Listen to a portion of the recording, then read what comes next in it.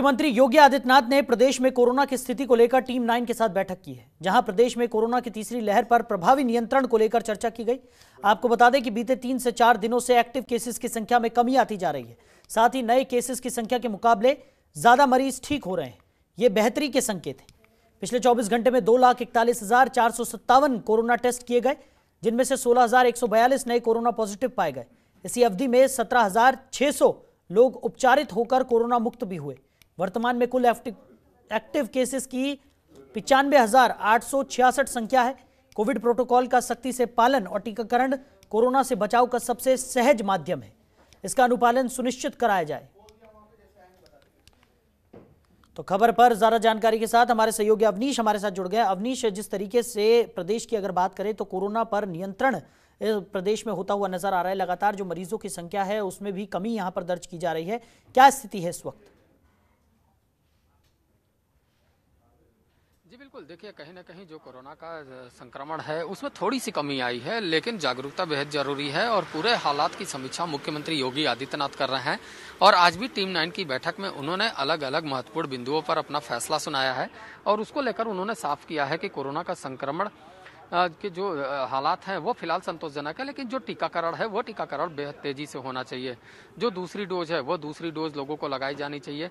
ऐसे में जरूरी है कि लोगों को जागरूक किया जाए और गांव में जो निगरानी समितियां चल रही हैं उन निगरानी समितियों को भी अलर्ट पर रखा जाए। जितने भी कोविड कमांड सेंटर हैं उनको अलर्ट पर रखा जाए और कहीं किसी प्रकार की लापरवाही नहीं होनी चाहिए। तो साफ है कि विधानसभा चुनाव भी है, ऐसे में सभी को कोरोना के संक्रमण से दूर रखना है। तो जो बूस्टर अभियान चल रहा है, जो टीकाकरण अभियान चल रहा है, उस अभियान में तेजी लाई जाए ताकि ज्यादा से ज्यादा लोगों को वैक्सीन लगाया जाए और वैक्सीन लगाने के बाद उन्हें सुरक्षित रखा जाए। अवनीश, वहीं अगर बात की जाए जिस तरीके से प्रदेश में कोरोना की स्थिति पर नियंत्रण यहां पर पा लिया गया है और लगातार मरीजों की संख्या में कमी भी यहां पर दर्ज की जा रही है, इसका एक बड़ा कारण यहां पर सीएम योगी आदित्यनाथ की सतर्कता को भी माना जा सकता है। जिस तरीके से खुद जमीनी स्तर पर उतरकर वो लगातार निरीक्षण करते रहे हैं, अलग अलग अस्पतालों में जाकर वो निरीक्षण करते हैं, अधिकारियों से जानकारी यहां पर लेते हैं, साथ ही साथ टीम 9 के साथ भी महत्वपूर्ण बैठकें वो करते हैं और जरूरी दिशा निर्देश भी देते हुए नजर आते हैं।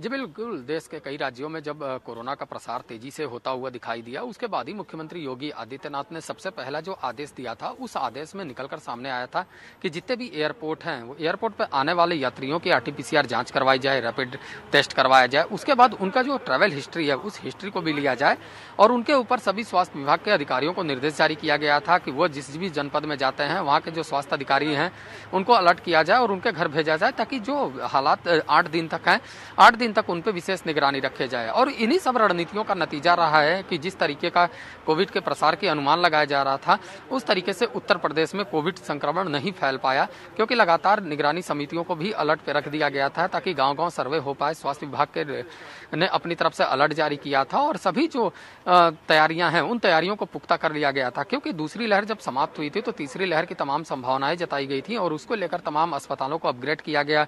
वहां पे जो ऑक्सीजन के प्लांट थे उनको सही तरीके से लगाया गया। उसके बाद बेडों की क्षमता बढ़ाई गई, हर जनपद में वेंटिलेटर की सुविधा उपलब्ध करवाई गई। तो तमाम जो एक्टिविटी है उस एक्टिविटी को किया गया और उसके लिए एक कहा जाए तो डमी रूप से रिहर्सल भी किया गया। उस रिहर्सल के बाद मुख्यमंत्री योगी आदित्यनाथ ने निर्देश दिया था कि तमाम अपने अपने तरीके से वो रिहर्सल करते रहें ताकि अगर कोई भी ऐसी परिस्थिति होती है तो उन परिस्थितियों से आसानी से निपटा जा सके। और उसी का प्रभाव देखने को मिला कि जब कोविड का संक्रमण बढ़ने लगा तो कोविड का संक्रमण रोकने के लिए मुख्यमंत्री योगी आदित्यनाथ अपने टीम 9 के साथ लगातार बैठक करते रहे और उस बैठक में तमाम जो दिशा निर्देश है वह जारी करते रहे और कोविड की जो गाइडलाइन है उसका पालन करवाने के लिए दिशा निर्देश भी जारी किया गया है। और साफ तौर पे है कि स्कूल के लिए ऑनलाइन जो पढ़ाई है, उसके बाद जितने भी प्राइवेट संस्थान है, सरकारी दफ्तर है, वहाँ पे 50% क्षमता के साथ लोगों की उपस्थिति अनिवार्य की गई। तो साफ है कि कहीं ना कहीं जो रणनीति है उसी रणनीति का नतीजा है कि जो संक्रमण तेजी से बढ़ना चाहिए था उस पर कहीं ना कहीं रोकथाम लगाने में उत्तर प्रदेश सरकार सफल साबित हुई है।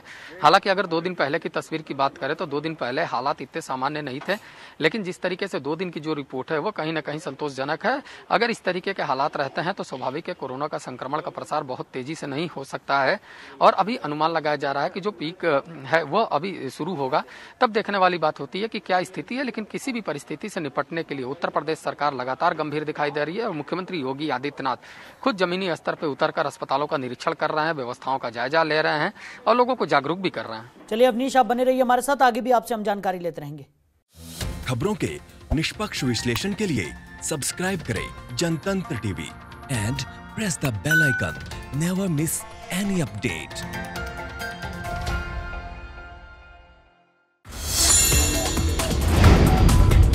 Download the Janatantra TV app, available on Google Play and App Store.